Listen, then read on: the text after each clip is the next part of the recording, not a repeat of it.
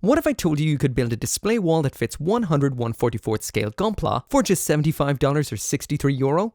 Well, you fucking can, if you live near Daiso, Japan. This video was sponsored by Buiding.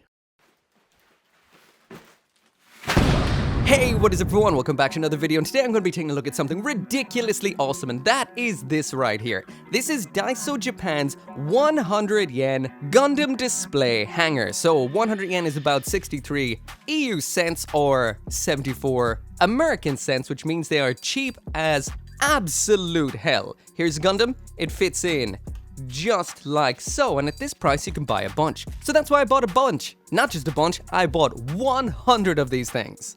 Basically, my plan is to make a big old display wall out of these for high grades and real grades. Now, I will mention I've seen these on X tons and tons of times, posted by Japanese gunpla builders. They've got walls of these things that I've seen fall down in the past, so make sure to stick them together properly. Honestly, if you're looking for a cheap display solution, this might just be the best. I'm going to be trying to put as many of these together to display as many small-scale kits as possible. I'll also mention, if you do grab yourself a whole bunch of these, you're actually able to put 4 together, just like it says. Hold on, I tear this to smithereens.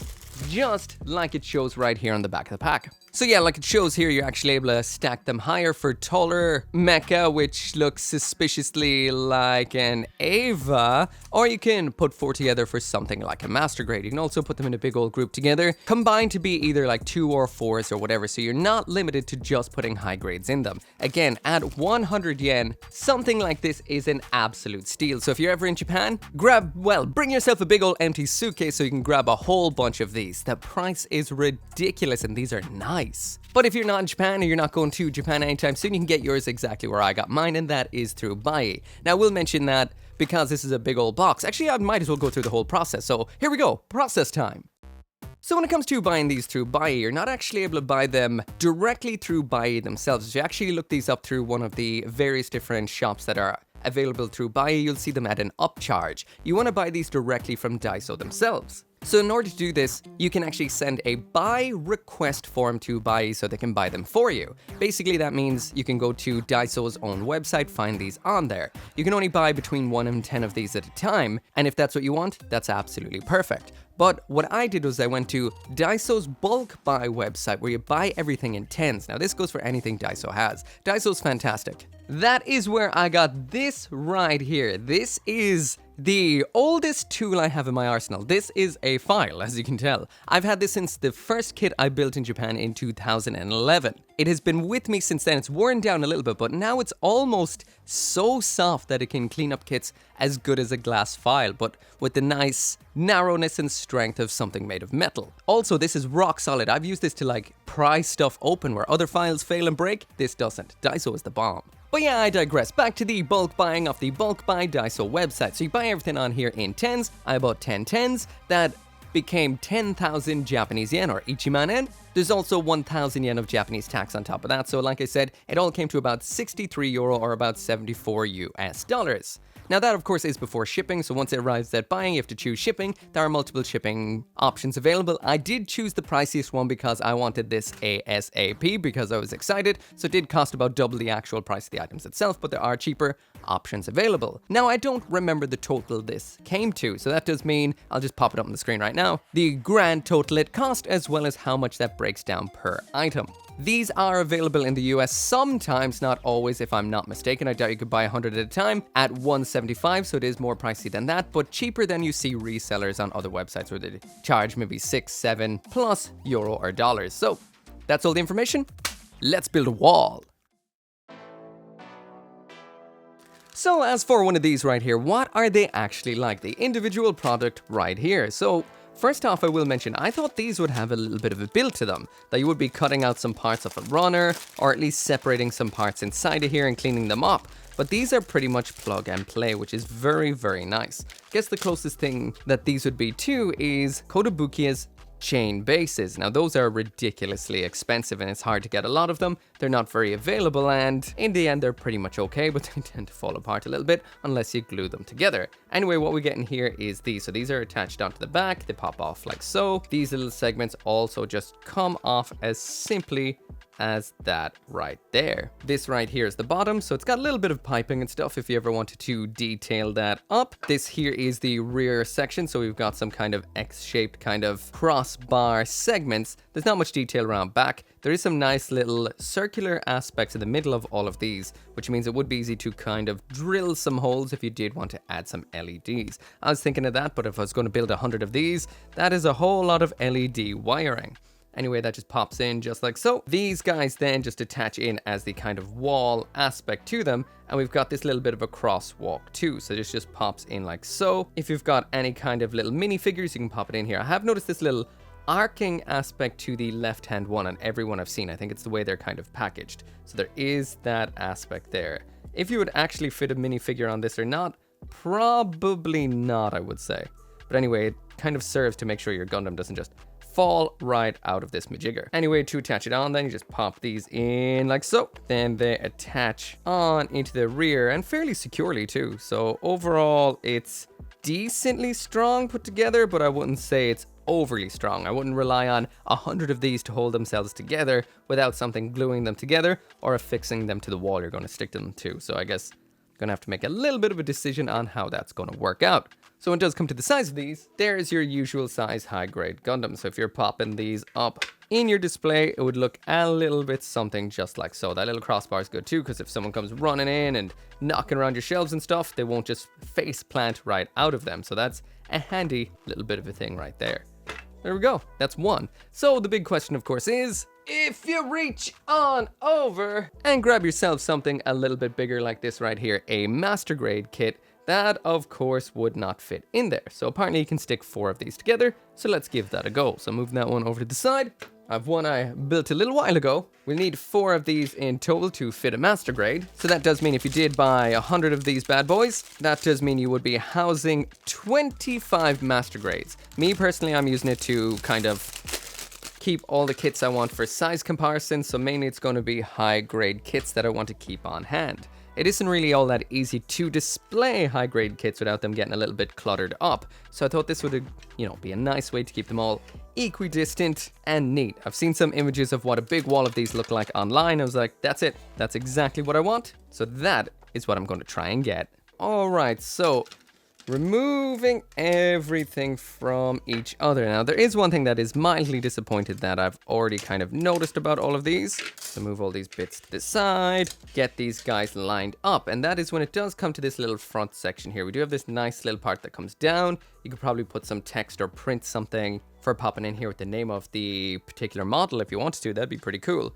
However, you can't actually attach these front to back. So that does mean there is no locking parts, only side to side.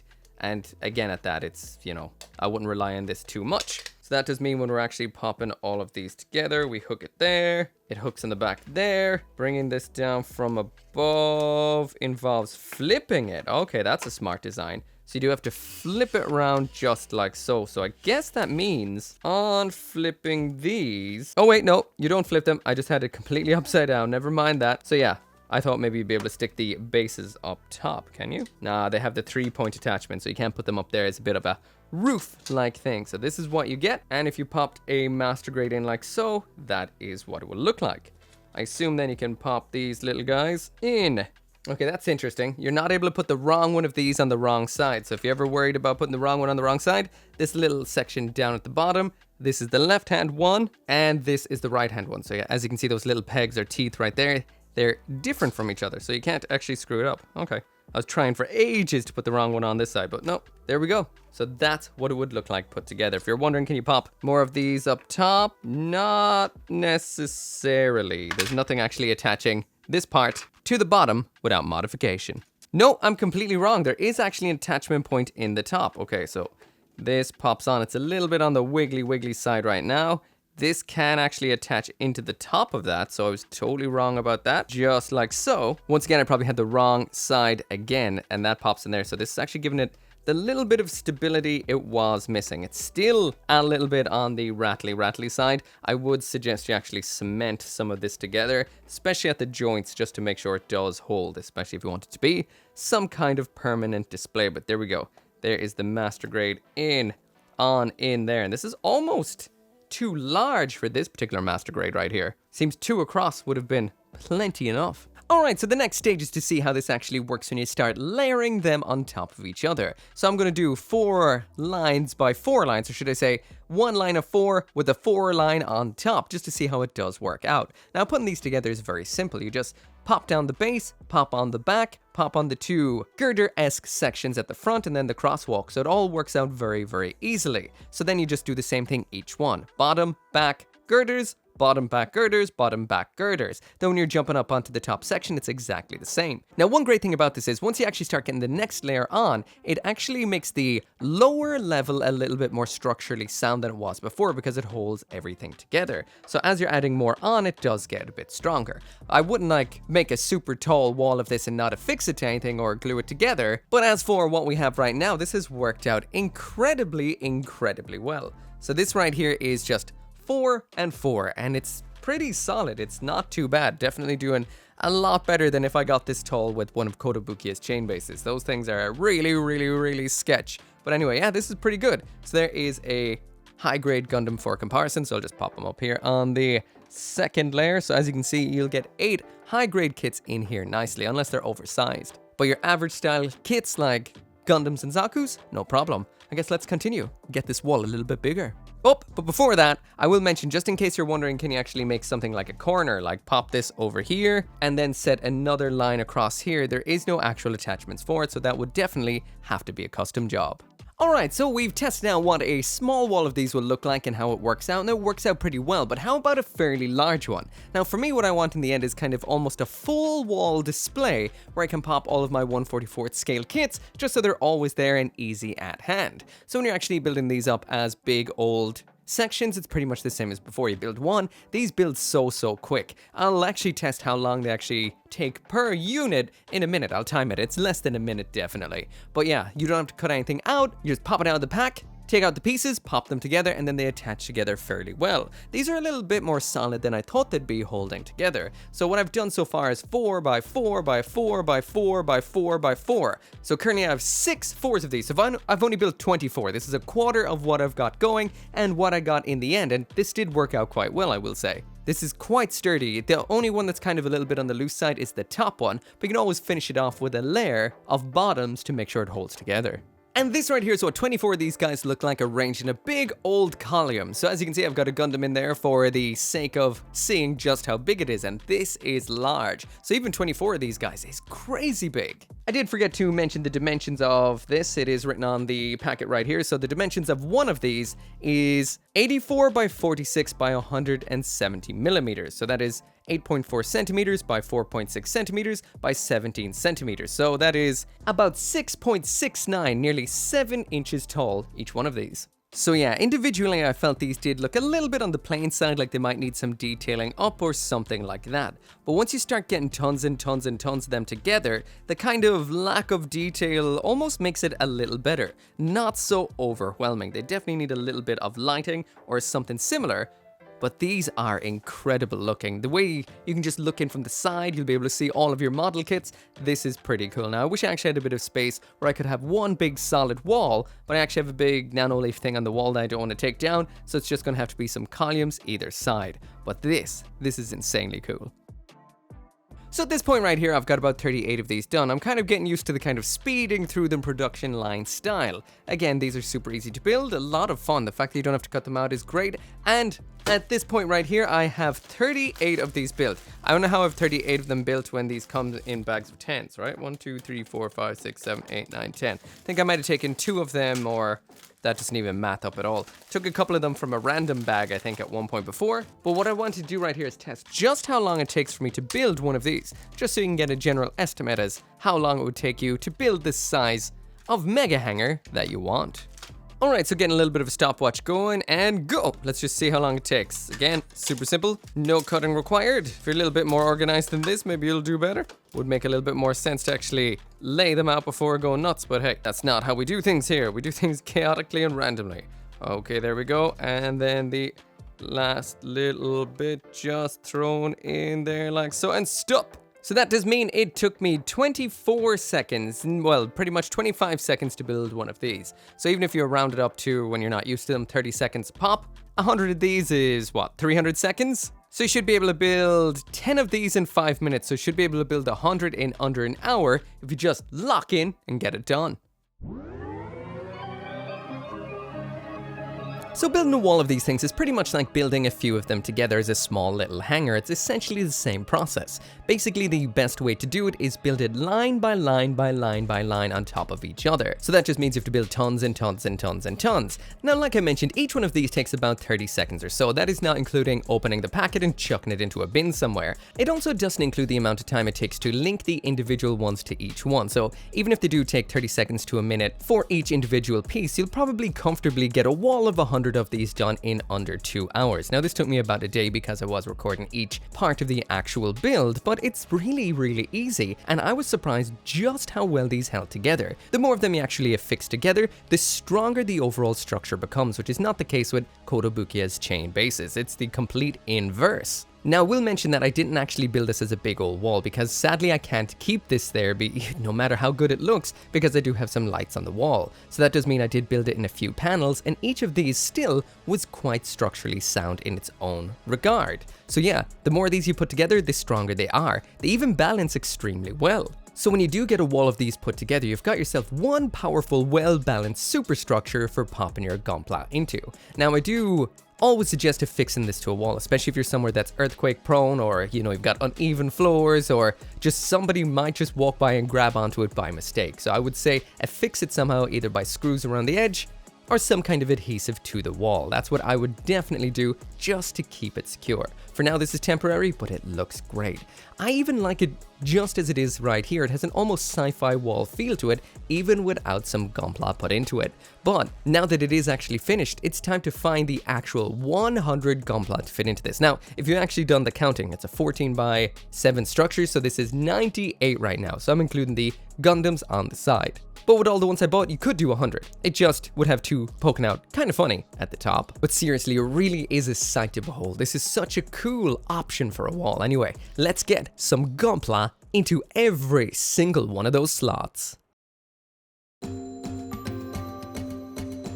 So now that the Gundam wall was complete, that means I needed some gunpla. 100 gunpla to be precise, actually 98 gunpla to be more precise. That means it was time to go down into the Gundam catacombs to try and find some Gundam 1/44th scale kits I would have built before. Now personally, I hate keeping Gundam kits in storage. Gundam kits deserve to be proudly displayed, and that is what is so great about this particular layout. You can get a lot of 1/44th scale gunpla into a whole not lot of space. Basically, this is just an empty little bit of wall, and now it would be completely adorned with kits, and that is exactly what I want. Now there is some issues to this wall that I will get to while I'm going through it, but nothing particularly all that bad. So at first my plan was to actually go through this in kind of a series by series sort of way. Maybe, for example, in the bottom line, Gundam UC kits in chronological order. Then in the next line up, maybe something from the next universe, which would have been G Gundam, then Wing, and basically chronologically again as the series came out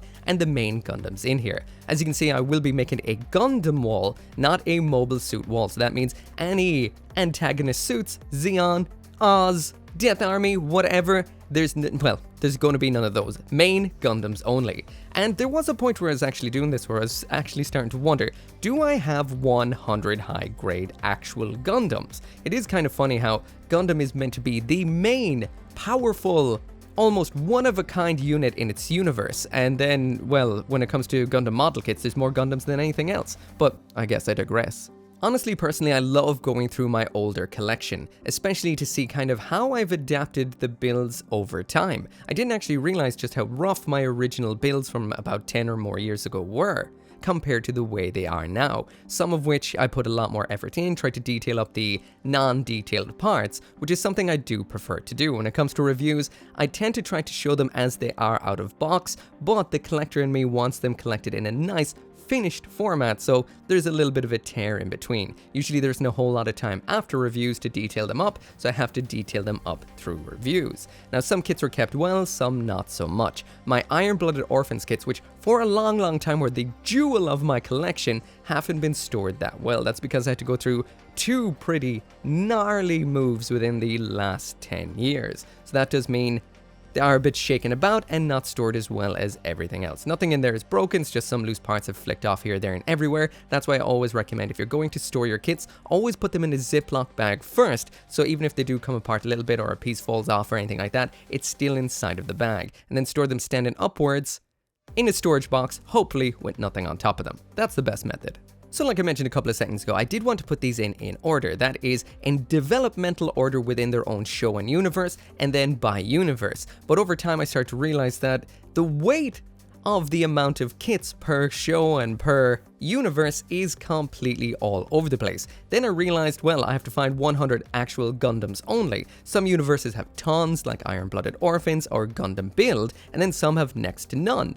So eventually it just started to devolve into random Gundams all over the place. I just figured to myself I might as well get them in here first, and I can rearrange and change them in future and swap them out as time goes on. And that is one absolutely awesome thing about this particular Daiso hanger. It is easy to swap things out. In the front you've got that little crosswalk section. This will stop your kits from falling flat on their face or falling right out of it. This is so easy to remove. It's held in by pressure by the two girders either side, so you just pull out one side and then pull it out. It's so simple. So that does mean taking out gunpla when you want to actually maybe pose them around or do something with them is totally possible. Or if you want to swap one out for another one in future, it's easy to do. It's not like you have to take the whole thing down in order to get into them. So that is something I do love. Now the caveat with this, which is a little bit limiting, and it is kind of mentioned on the packet itself, and that is the fact that you can only really fit in your skinny Gundams in here. That is Gundams with no big backpacks or no real over-the-top mass. There are some kits in here that did get a little bit squidged.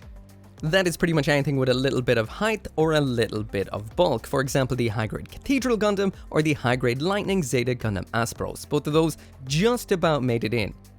So that does mean anything with a fairly large backpack you will have to take off in order to put them in here, and you'll still have to store the backpack. So this just works for kind of smaller to medium sized, no winged Gundams only, unless you're going to use them in twos. So like it said inside the packet, you can actually use each of these hangers as a double by just removing the girders from the left and right side of the two that are beside each other. So you can put in big winged Gundams, but it won't be 100 Gundam wall then, will it? And also there's a very nice kind of ness about it all being very uniform and all the same. It's kind of relaxing, it's very nice, and it's super neat. By having a few twos in there, it won't look as good. But yeah, building one of these might take you about 2 hours or so, give or take. But filling this with Gundams took me an entire day. That was half finding them, half putting some of them back together or removing backpacks to see if they'd fit. So that was definitely the most time-consuming aspect of doing all of this. But in the end, man, this is impressive. Alright, so there is the full wall finally complete. So in total it took me about, I would say, 2 days in order to put it together and to get all of the Gundams sorted and put into it. This looks absolutely incredible. The sad thing is I actually can't keep it here because, as you can see, I've got a nanoleaf behind it there, and this is kind of just a temporary setup for the video. The worst thing is I actually kind of rely on the nanoleaf for light, kind of like a sort of false window, so that does mean these cannot stay here for now. I'm going to take some on one side and some on the other side and just take out the center. That's why you can kind of see a bit of a gap there and in there where they're going to be taken out so the nanoleaf can shine through. So it is only going to be Gundams on one side and the other, but yeah, you can fit a whole lot in. So 98 in total, so I'm counting these guys on the side towards the 100 plus Gundam wall. You could stick the other two up there and there like a pair of kind of horns, but that would look a little bit weird. But yeah, again, I kind of got a little bit of a system to them. We've got some Iron-Blooded Orphans Gundams up here. Then we've got some build ones in no particular order whatsoever, but it is mainly build series. Up here then, this was just kind of filling them up with some G-Quacks, a couple of randoms. Down here then we've got some Gundam 00. Actually, I wish I could always have all of my kits on display to see the ones that I'm missing, because I do have most of the, well, Season 1 guys right here, bar 1, and then just a random Astrea there. From there, it's a bit more build because I start to fill it out a lot more with build kits. There's a couple of random Seed Freedom kits there that just kind of got added in. A random GO5. Over here, then we've got the wing kits, which goes all the way from the real grade wing, the recent high grades, as well as the premium Bandai versions. A couple of random, really random age kits that I just found on a whim, including Gundam Tri-Age, a random premium Bandai Airmaster, 2 from the Gundam Engage game. Then over here where I was keeping kind of a little bit of a system, we do have G Gundam kits, the high grades, found Nobel Gundam that's been missing for years. I was going to put in some seed kits, but seed kits are absolutely massive with their crazy backpacks. Then I got in some Witch from Mercury down here again, Gundams only, so that does mean a lot of the kits from that show didn't make it onto the wall. Man, I wish every single wall in my office was like this. Then I could just have all of these kits all of the time. Now other things like miscellaneous shelves and whatnot seem like a big space waste. Oh yeah, and finally then down here we do have some Universal Sentry from the RX 78-2, Gundam Mark II, Zeta Gundam. It gets a little bit random towards the end. We've got Turn A and then one of the worst high grades of all time, the high grade Beginning Gundam. So yeah, that right there is it for the video, and when it does come to Daiso Japan's connectable display bases, these are absolutely incredible and I highly recommend them. 110 yen if you can actually buy them from Daiso itself is phenomenal. On their own, they look very nice. In a line, even better. A stack of a couple of rows of these, really impressive, and a wall is next level. Honestly, I wish I had known of these things or was able to get these things when I was setting up my office, and I would have had a completely different plan. If I had the space, I would have walls upon walls upon walls of these. This is the greatest and the most cost-effective, space-effective way of keeping 1/44th scale kits. Like I mentioned, you can have them for master grades as well, you just will need 2 or 4, and you can have them for wider big-winged Gundams as well. Again, you will have to use 2 as opposed to 1, but otherwise you can put them whichever way that you want. I am so impressed. I'm immediately going to go out and buy a whole load more of these before dropping this video, just to make sure I can get them. They are that awesome and I highly recommend them. Anyway, once again, this video right here would not have been possible without those absolutely phenomenal people over at Buiding, so you can definitely get them through there. Once again, using the purchase request form. But anyway, as always, thank you so much for watching. Make sure to come back for more Gundam videos, and I'll see you next time. It wouldn't be the end of the video without special thanks to each and every single one of you guys for watching my videos, and special thanks to the channel members and the members over on Patreon, including Caleb, Engelhardt, Joe, RG59061, Scotty Thomas, Simon, and Van Fawn.